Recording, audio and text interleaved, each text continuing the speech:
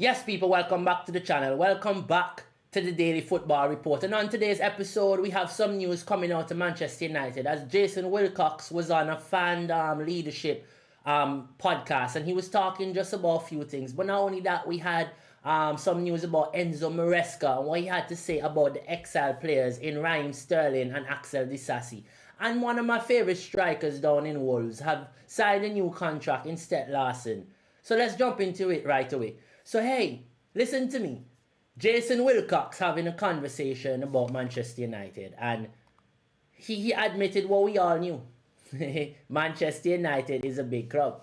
And at the end of the day, it was bigger than what he thought. It's not only was it in a worse condition than what he thought, but the magnitude of the club was bigger than what he thought.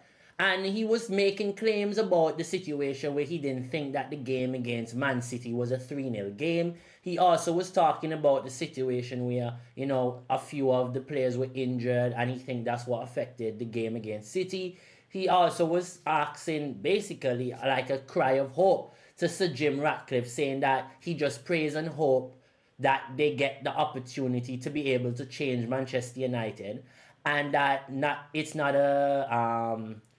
a feeling about if they will win again, but when they will win again. And it's actually really nice to see that the director of football in Wilcox is out speaking to the member association of players, and it's a good look because it shows that they're really engaging with the club. He also said something that was real important for me, and that is him talking about the situation of how it was very important for them to link the owners with the board, with the staff, with the players, where you have now everyone understanding where their role is, what they need to do, why they need to do this, and what's the common goal between everyone. Also, on the playing pitch, he spoke about things like when you're recruiting, how you need to recruit based on what the manager wants, and also based on the profiles in which the manager wants a right wing back with a left foot that's athletic, that is fast. He wants a left back that is quick, that is energy, that can drive through the space, that's calm on the ball. So now you can identify in each position what the coach wants, and then you can start to recruit not only your academy that way, but now you're recruiting for your first team that way as well. So that was really good to hear him talk about that and show that it's such an important link within that, because it's a lesson not only for other young football directors out there, but just for people to understand just a bit of how a football system works. Now, talking about how a football system works, let's talk about this situation here with Enzo Maresca and Axel Disasi and Raheem Sterling. He had some really strong words to say about this, and sometimes this is where sometimes for me I get upset with managers, because some of them they lose what it actually is to be they used to be a player, and they forget what he used to be. And also, not that alone, but when he's speaking about the players in this way, it's like Maresca is out here making $1. If your father is still working that hard while you are the manager of Chelsea, bro, we have a problem. Let's be honest, Maresca. How can you be the manager of one of the biggest clubs in the world and you're telling me that your paycheck can't suffice helping your dad?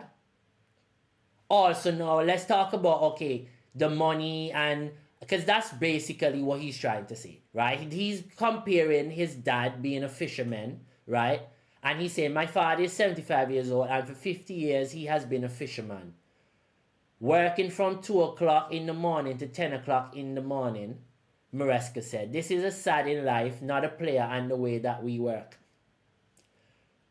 Bro, Maresca, first of all, let's talk about the legality of the situation, because I want people to understand that there are things within, so there's something called, there's some things within transfers, or there's something within contracts that FIFA allows within their regulations. And what Chelsea is trying to do is find a just cause. Now, a just cause within a contract, is something that stops that gives the player or the club a reason to cancel their contract. Now at the moment, the most they can do is exile the players, right? But they're providing a facility for them to train. They're providing an environment for them to train. And if they provide a coach for them to train, that's all the club really has to do for that player. They're facilitating what the player needs to be a player. Now, he doesn't have to involve him in the squad. He doesn't have to involve him in the team. That's not illegal. But now they are forcing the players out, and it's actually clear that they are forcing the players out. So are they giving the players a just cause for them to now take the club to court? I can see where the tribunal, the FIFA tribunal, can kind of say, okay, we can work with Sterling because we see that there are reasons why we can think you're exiling him out, so you're not fulfilling all the terms of your contract. But also I can see where they're like, bro, at the end of the day, they're providing facilitation for you. You can train, you need to get out. So there's pros and cons, and I can see both sides of the argument. I can see both sides for which each side can win their case. Now, I just don't agree with what he's saying about his dad being a fisherman and all this. Like, we don't need to go there, because when we're talking about money and we're bringing money into this, Raheem Sterling wasn't always rich. Axel Disasi wasn't always rich. I would pray and hope Maresca takes a fucking trip down to Jamaica, right? And see what life is like for people in Jamaica, Antigua, Guyana, Trinidad, Dominica, go to the Caribbean and see what's life for the young man who grows up in Portmore, or grows up in Spanish Town, or grows up in Browns Avenue, or grows up in Dennery. You go and see what these guys are doing in life. How many of us don't have shoes when we're playing soccer? How many of people have to share cleats with each other? Bro, it's a privilege to be living the life that these guys are living. All of us that have opportunity to leave these places and go and live a better life. It's an opportunity. So let's not sit down here and act like, well, Sterling was always rich, bro. The kind of when you listen to these guys talking this way, you have to wonder, like, what is their problem? What do they have against the player? Why can Sterling and Disasi not be involved in Chelsea right now? What is stopping them from being around the squad? You understand? They don't have to play, but what's stopping them from start training with the squad? They're not troublemakers. They don't cause trouble. They sent Disasi out on loan last season. They sent Chalobah out on loan last season. And recall Chalobah. You recall Chalobah. So how are y'all now just sitting down there talking about these guys in this way? It's for me, it just doesn't make any sense. But let's jump on to something else. Here we have also Sepp Larsson as well, one of my favorite strikers. I don't know why United didn't target this guy. For me, he's an exciting prospect.